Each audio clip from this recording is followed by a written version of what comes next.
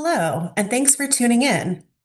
My name is Rachel Fox, and I am an assistant professor of interdisciplinary studies at Grand Valley State University. The title of this talk is Selling Stigma, Afflictive Power, and Fat Oppression, and it draws from my dissertation titled Misdiagnosing Fat Oppression, Weight Stigma, and the Anti-Obesity Assemblage. I've linked my dissertation in the description below. It's open access, so anyone can read it for free. And you can also find it on my website, which is rachelefox.com. This talk will run about 45 minutes, and it introduces a new concept emerging from my dissertation called afflictive power. The way I'm going to lay stuff out is by starting with a general overview of my project, and then I'll give you some theoretical background that I'm engaging with. I'll cover afflictive power, and then I'm going to present some cases from my dissertation that show afflictive power at work. And then I'll end with a discussion of the implications of afflictive power for social scientific research.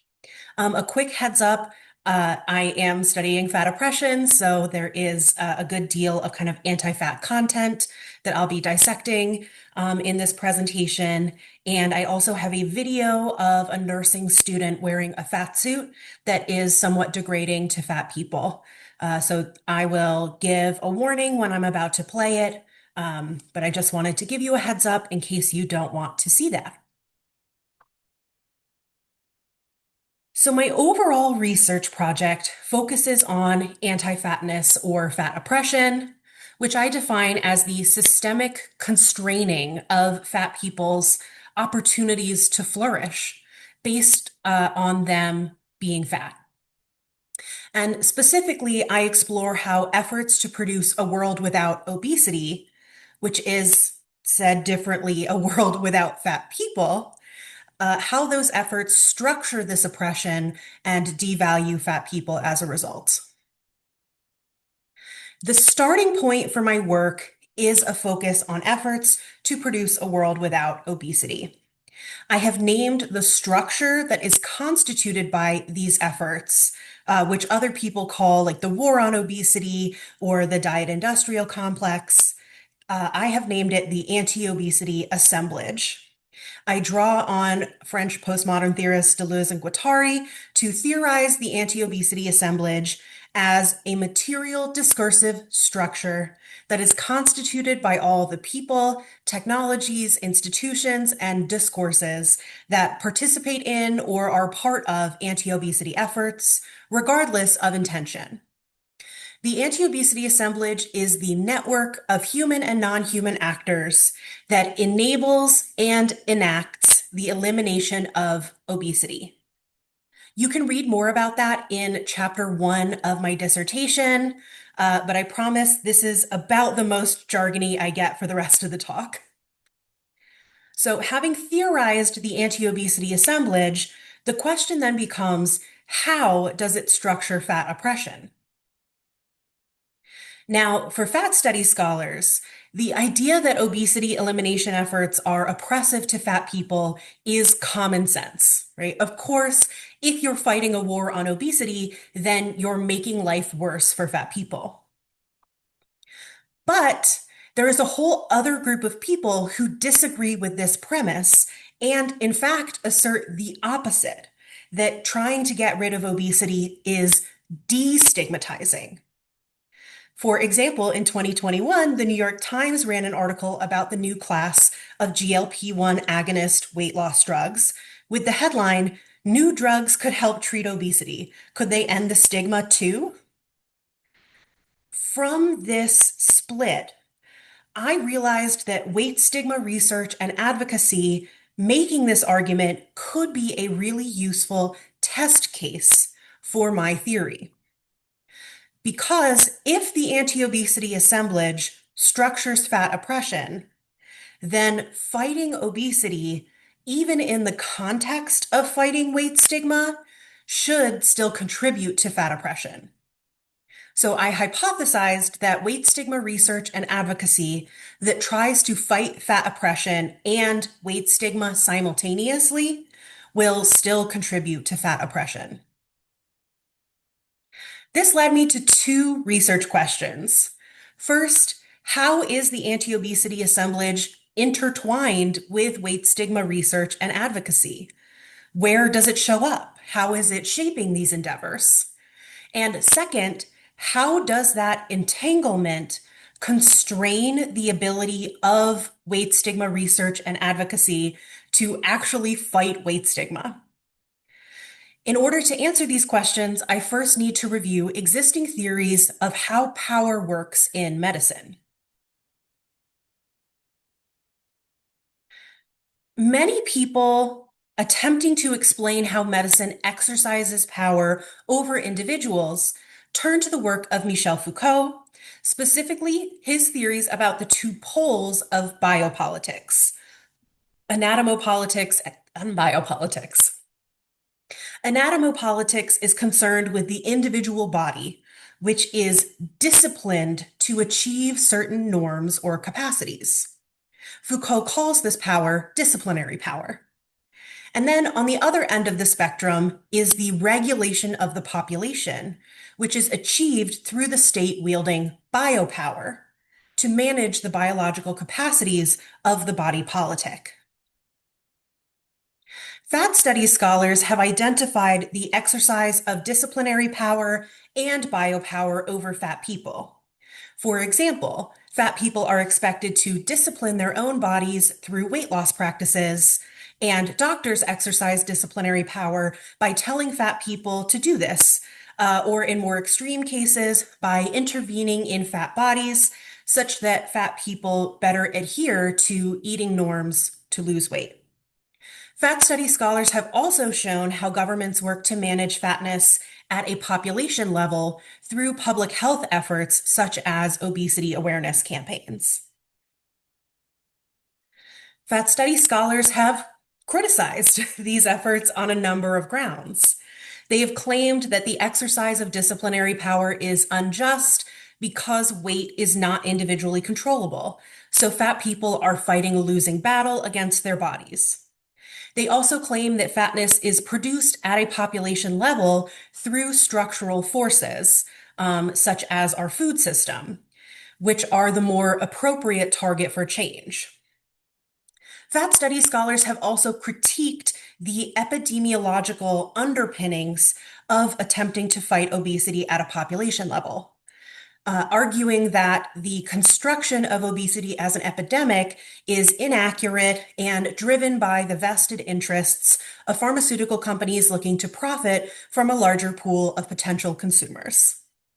Now, do I think these critiques are necessarily wrong? No, I think they're generally right. But I also think they're focusing on the wrong thing. For one, challenging who is to blame for fatness doesn't actually address the fundamentally oppressive idea that fatness is bad. It just shifts the blame. And two, it doesn't really matter whether the epidemiological evidence for state intervention is sound when we're trying to analyze anti-fatness.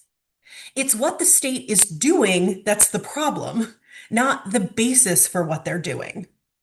To say that a little differently, debunking claims about the relationship between weight and health is not the same as articulating why or how those claims are harmful. That's just a separate endeavor. So this leaves us with another question. How should we explain the ways that fat people are oppressed by anti-obesity efforts?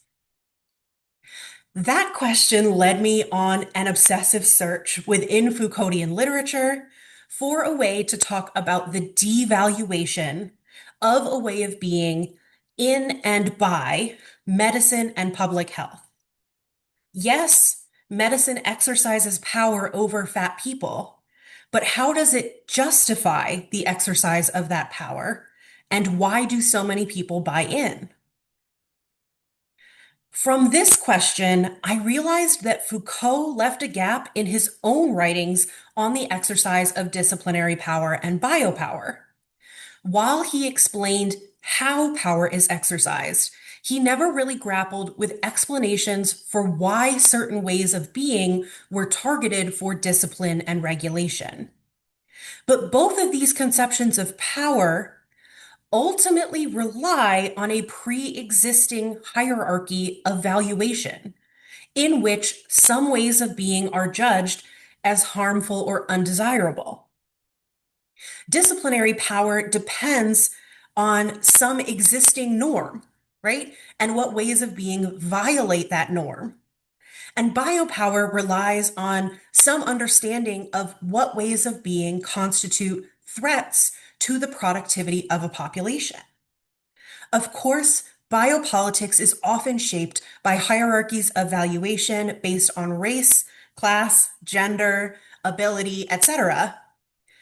But these are not the only forms of valuation that direct the exercise of power. And there's power in designating which ways of being are harmful or undesirable. So, I propose a concept to fill this gap in both Foucault and fat studies. Afflictive power. Afflictive power is the capacity to define a way of being as a source of harm or suffering and as a threat to individuals or populations. It's exercised through claims about a way of being as threatening or burdensome, meaning it is fundamentally rhetorical. It's exercised through meaning making, through making associations between things, rather than the more material exercises of disciplinary power and biopower. It's also primarily exercised by experts, people with the authority to make afflictive claims stick, although, of course, it can be taken up by non-experts. Afflictive power works by connecting a way of being, defined as an ongoing characteristic, pattern of behavior, or bodily state, with an affliction, the specific form of harm, suffering, or threat being referenced. This connection leads to an afflictive association, an affective and cognitive link. And by that, I mean both beliefs that a way of being is harmful and negative emotions, such as disgust or concern. So, this cognitive and affective link between a way of being and an affliction that can be internalized by the subject or subjects over whom afflictive power is being exercised. And here's the thing. We see afflictive claims about fatness in the US all the time. The US literally declared a war on obesity, and we rarely see counterclaims. So many people have come to associate fatness as a way of being exclusively with suffering, harm, and threat. Frequent claims about the negative health consequences of being fat train people to have negative associations with fatness, which ultimately lowers the social status of fat people. The exercise of afflictive power devalues a way of being, and by extension, people who are perceived to exist that way. So afflictive claims about obesity devalue fat people. And this mechanism occurs regardless of whether the afflictive claim is true or false. Every epidemiological claim about the health risks of obesity could be correct, even though I don't think that's the case. It could be, and the constant repetition of those claims, even if they were correct, would still be stigmatizing. So afflictive power works on a separate axis from truth and falsity. This finally brings me to the argument of this talk, which is that the anti-obesity assemblage structures fat oppression because it inevitably relies on the exercise of afflictive power, which devalues fatness and fat people. Efforts to produce a world without fat people or a world without obesity necessarily involve portraying fatness as a source of harm and suffering, which is stigmatizing even when fat people are not blamed for being fat. I'm going to walk you through a few examples of how this happens, even in media and interventions explicitly framed as stigma reduction. I'm drawing from two chapters of my dissertation here, chapters 3 and 4. Chapter 3 is about weight stigma interventions with health professionals, and chapter 4 is about a weight stigma / obesity themed media campaign sponsored by pharmaceutical company Novo Nordisk, which makes the weight loss drug Wegovy and the diabetes drug Ozempic, which we often associate with weight loss through the media. And if you have questions about the methods in these chapters, please email me. They're a little bit unconventional, and I would be happy to talk with you about them. All right, let's get into the examples. In my review of weight stigma interventions with health professionals, I was horrified to find that a number of these interventions have health professionals wear fat suits as a way to simulate being fat and, according to the researchers, like increase their empathy for fat people. And while there is a lot I could say about this, I want us to look at how these interventions exercise afflictive power. So heads up, I am now going to play a video clip that shows what one of these interventions looks like. So I'm a bit worried that it's going to be difficult for me in here by myself without any help, but I want to close the door. So if I was going to sit down, it's difficult to see where the loo is underneath me. Are you sitting on it properly? Oh, I just can't even tell. I think Would you be able to wipe yourself sitting down? Or would you need help? I think I would need some. I think I would need some help, and I can't see how you would be able to come in here with me. Has it given you a good idea of what it might be like to have just day-to-day activities as a obese person? Yeah, I think it works. It works in two ways, because you feel the actual physical exertion, because it is heavy and it's just unreal to have that much weight on you when you're doing these things. And just getting around and getting into small spaces is difficult. But I felt more than that, probably because I was being filmed as well. I felt self-conscious, and I felt I didn't want to look up. I didn't want to look in the mirror really. I felt embarrassed. So I feel it works in two ways, that you can get kind of both sides of it.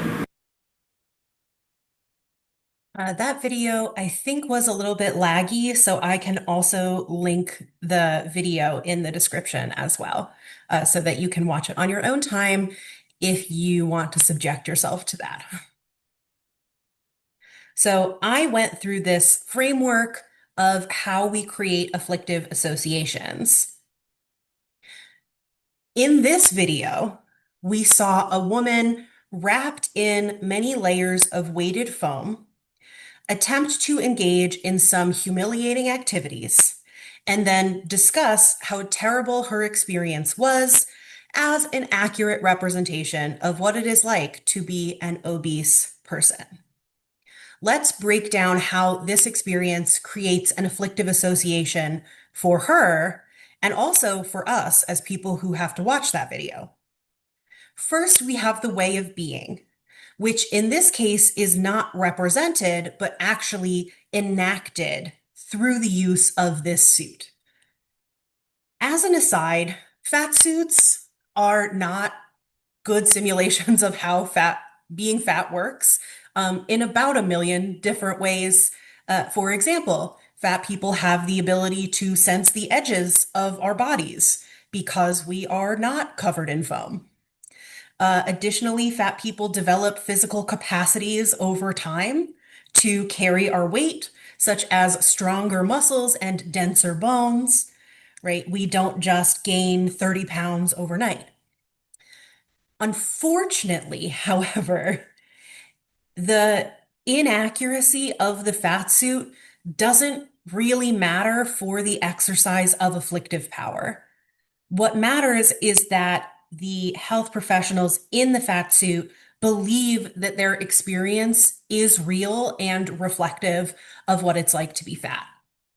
And so we have the way of being as obesity via what they call a bariatric empathy suit. Next, obesity is associated with numerous afflictions, including physical incapacitation and suffering. The woman in the video cannot imagine using the bathroom. She also feels humiliated and surveilled by others. The researchers created a scenario in which she would feel afflicted by virtue of the intervention protocol, right? They instructed her to go into the bathroom and try to clean herself. Bringing these two things together, she creates the afflictive association that all fat people are incapacitated and suffering. And we hear that in her response, where she says that this is a good representation of what it's like to be an obese person. So this intervention, which again is meant to reduce stigma, led to participants thinking that fat people have terrible, miserable lives in which they are constrained by their own flesh. I'll say more about this in a moment, but let's look at another example. This is from that Novo Nordisk sponsored media, including their campaign called It's Bigger Than Me. In 2020, Novo Nordisk partnered with the Creative Coalition, a nonprofit group from the entertainment industry, to release a series of public service announcements, or PSAs, for a campaign titled Artists Using Their Voices, Destigmatizing Obesity Through the Arts. Now, if I were going to develop a PSA to reduce weight stigma, I might say something like, fat people are valuable members of our communities, or fat people live rich and fulfilling lives. Here's what the Creative Coalition says. I heard you have epilepsy. Have you considered shedding a few pounds? You have psoriasis? Maybe you should get on a treadmill. You broke your arm? You just need to learn self-discipline. You would never say these things to a friend suffering from a medical condition. Never. Never. Never. You would not do that. So why would you say it to yourself? 4 out of 10 Americans live with obesity. 4 out of 10. But most Americans living with obesity don't seek help due to stigma, shame, And good old-fashioned fear. But obesity is a medical condition. A disease. Obesity is treatable. It's treatable. If you had epilepsy, Or psoriasis, Or a broken arm. you get help. you can get help for obesity. Because obesity is a disease. We're all in this this together. together.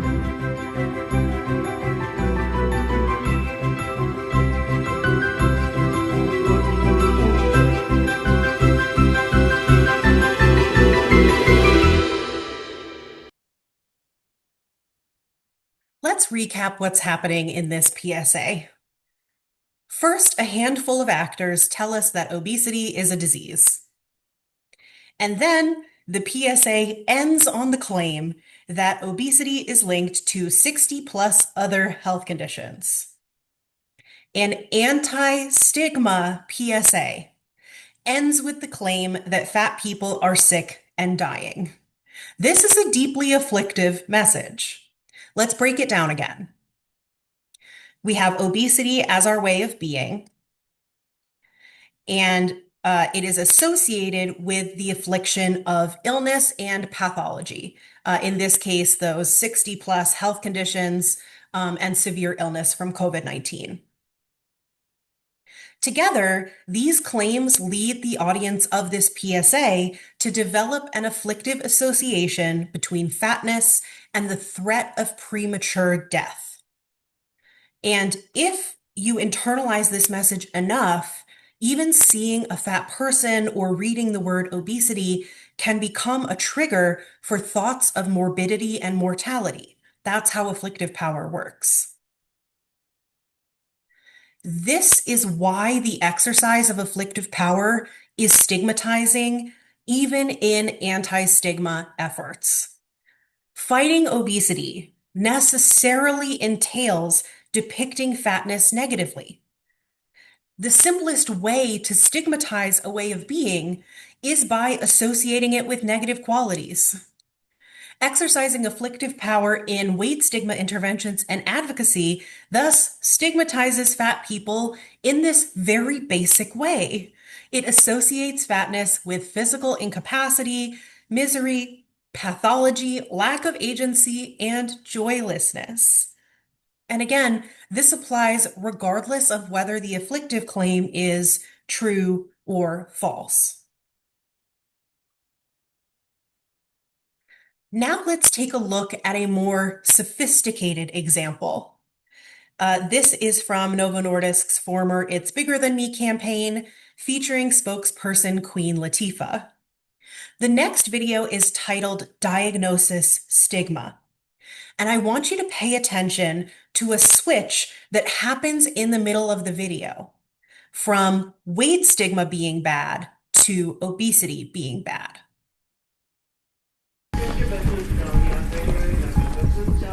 The bias rate is climbing. How long has he had it? Could be months, years, just about his whole life. Faster here.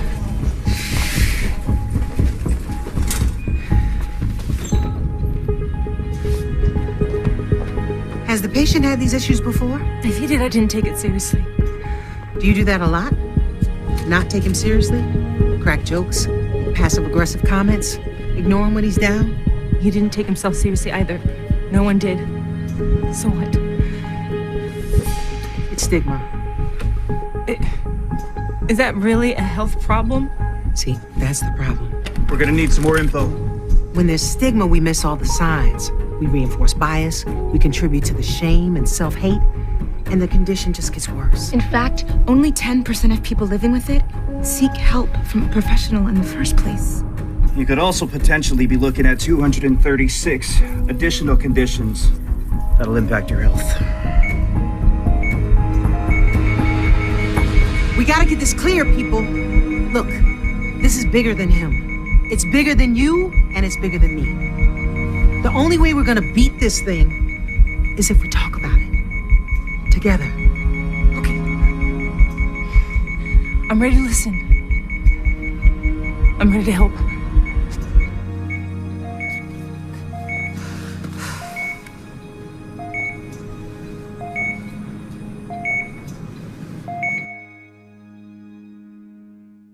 Visit itsbiggerthan.com. Now, this video is what I would call a rich tapestry. There's a lot we could talk about, but let's look at it through the lens of afflictive power. It starts off with a focus on stigma. Queen Latifah tells us when there's stigma, we miss all the signs. We reinforce bias. We contribute to the shame and self-hate. She's focused on the consequences of stigma, which makes sense for an anti-stigma video. But then the message changes. She says, and the condition just gets worse. It's somewhat ambiguous here what condition she's talking about until the next line. In fact, only 10% of people living with it seek help from a professional in the first place. The statistic that only 10% of people living with obesity seek treatment is cited frequently by Novo Nordisk.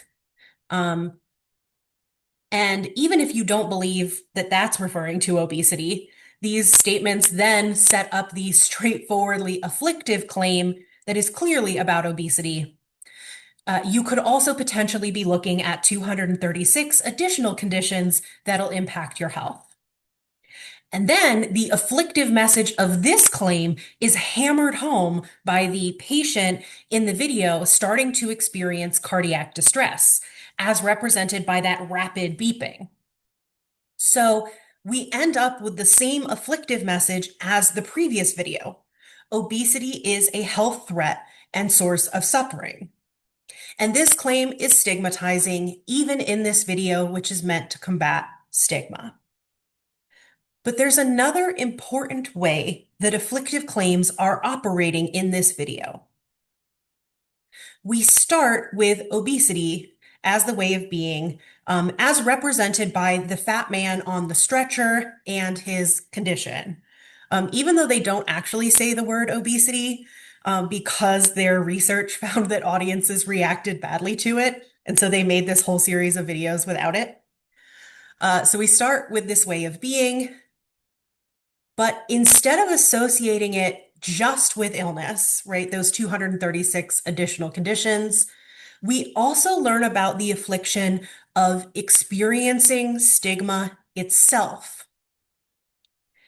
And that means that fat people are portrayed as suffering from stigma in addition to obesity. Now, you might be thinking, isn't that a necessary part of raising awareness of stigma? Don't we have to say that people are suffering from stigma in order to motivate people who are stigmatizing to change? And yeah, we do. What's different here is that this is happening in the context of the anti-obesity assemblage.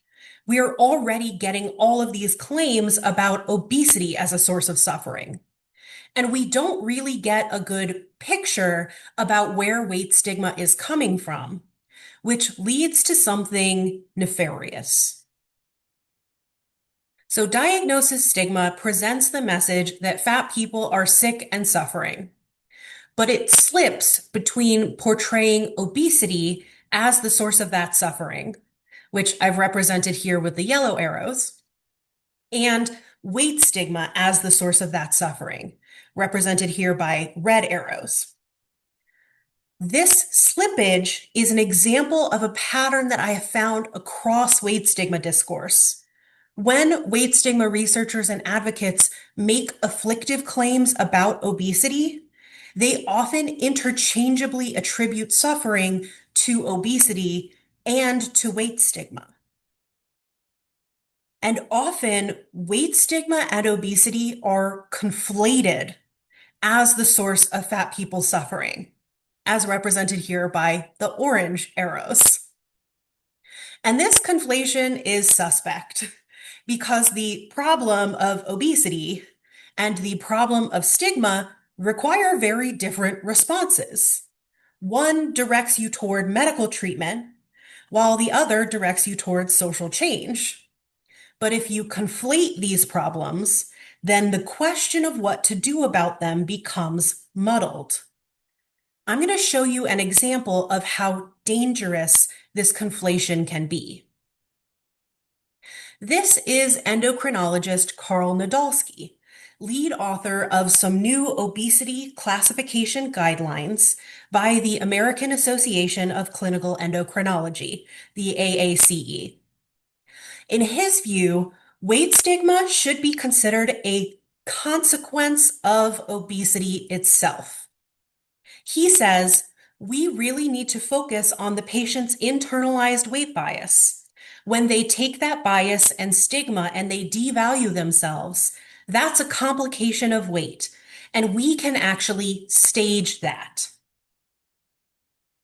Stage here being disease stage. So to be clear, this doctor is saying that devaluing oneself because of experiencing weight-based prejudice is a complication of obesity. The social problem of stigma is reduced to a manifestation of a disease. In other words, the conflation of obesity and weight stigma in afflictive claims has enabled doctors and weight stigma researchers to claim that obesity causes weight stigma. And this idea is becoming very influential right now. Nadolsky and the AACE are taking the idea that weight stigma is a consequence of obesity even further and incorporating it into how obesity should be defined and diagnosed. This table shows the AACE's new classification of fatness as a disease. In this classification, patients are first classified by BMI and then additionally classified into stage 1, 2, or 3 based on complications of fatness, including weight stigma. In other words, if a doctor has two patients with the same BMI and the same health conditions, but one patient shows signs of internalized weight stigma, these guidelines say that that patient should be diagnosed with a more severe stage of the disease. Weight stigma becomes a rationale for health professionals to classify fat people as even sicker and therefore to perform more intensive and risky interventions on fat bodies. These disease categories encode a claim about fatness as an affliction that is partially constituted by the prejudice against fat people. As such, this new classification scheme can be considered a formalization of afflictive power. The suffering caused by societal prejudice becomes part of the definition of fatness as pathological. This is the real danger of these kinds of afflictive claims. When you try to destigmatize a way of being while maintaining or intensifying the idea that it's bad, this can have the effect of naturalizing the devaluation as if it is an inherent part of that way of being, rather than a social process. And if the stigma is a consequence of the disease, then solving stigma becomes as simple as treating the disease. Medical intervention becomes the answer to fat people's social mistreatment. This analysis shows why attending to afflictive power is so crucial for understanding fat oppression. If I had just been paying attention to the claims about who is responsible for obesity or whether the health claims in this discourse are accurate, I would not have been able to explain how dangerous this weight stigma discourse actually is. So to recap, I've identified a gap in current conceptions of the ways that medicine exercises power. I filled this gap with the concept of afflictive power, the capacity to define a way of being as a source of harm or suffering. Afflictive power is exercised through claims about a way of being as threatening or burdensome to the self, the other, and society. I have shown that afflictive power is stigmatizing because it associates a way of being with negative characteristics. And I have also shown that weight stigma researchers and advocates frequently exercise afflictive power as they attempt to fight obesity and reduce stigma simultaneously. This is a real problem because it means that weight stigma research and advocacy are intensifying the oppression of fat people. It's dangerous to exercise afflictive power in anti-stigma efforts because there's no way to exercise afflictive power without implying that afflicted people's lives are worse for being that way. It inherently devalues their way of being. It's also dangerous to mix together afflictive claims about people suffering from their way of being and suffering from stigma oriented toward their way of being. Afflictive power can be used to redefine the suffering of a stigmatized group as intrinsic to their way of being, which then provides a rationale for medical intervention as the solution to social mistreatment. What I hope this contributes to fat studies scholarship in particular is that with the concept of afflictive power and the concept of the anti-obesity assemblage, fat studies scholars can ask for a particular discourse, a new diagnosis, legislation, media. Is fatness presented as a source of harm or suffering? And how? If yes, fat studies scholars can point to these claims as strengthening negative ideas about fatness. And again, these claims are going to be stigmatizing regardless of how objective they are or whether or not we think they're true.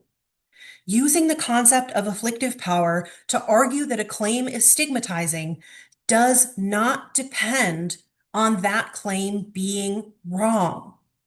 We don't need to be epidemiological experts to argue for fat people's right to exist with dignity.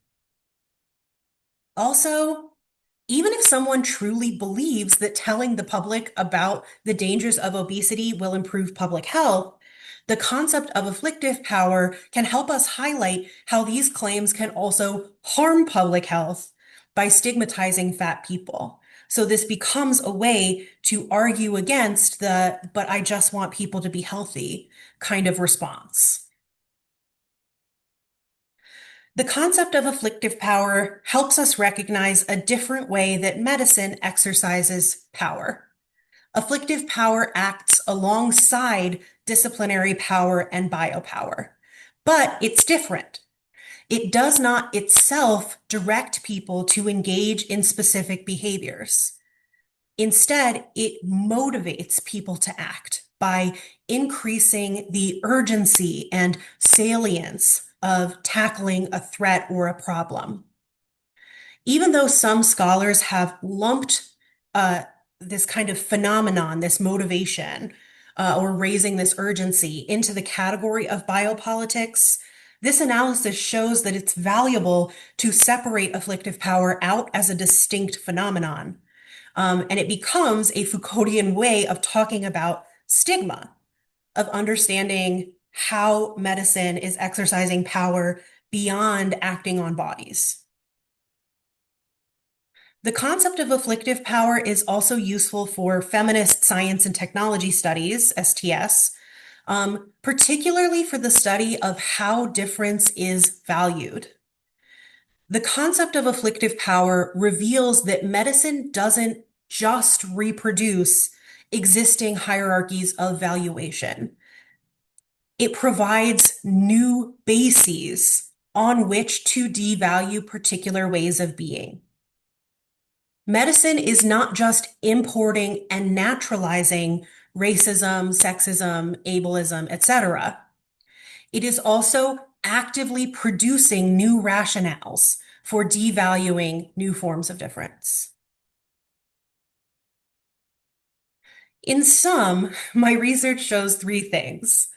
One, there's no way to try to eliminate a way of being without communicating the idea that people who are that way are somehow inferior in their current state. Two, the anti-obesity assemblage is inevitably oppressive because targeting obesity for elimination depends on making afflictive claims. And three, attempting to eliminate a way of being will never destigmatize it. A few years ago, the president of the Obesity Action Coalition, Joe Nedglowski, said in an interview incredulously, "Somehow, in our effort to make obesity bad, we made the people with obesity bad." My work solves this mystery. The effort to make obesity bad made the people with obesity bad. Fighting obesity is oppressive to fat people. Thank you so much for your attention. If you would like to get in touch with me, you can reach me at foxr1 rachel@gvsu.edu. And again, my website is rachelefox.com. Please do reach out. I love to talk about my work, and I would be happy to clarify anything or talk about how these concepts may help you in your own research. Thank you so much.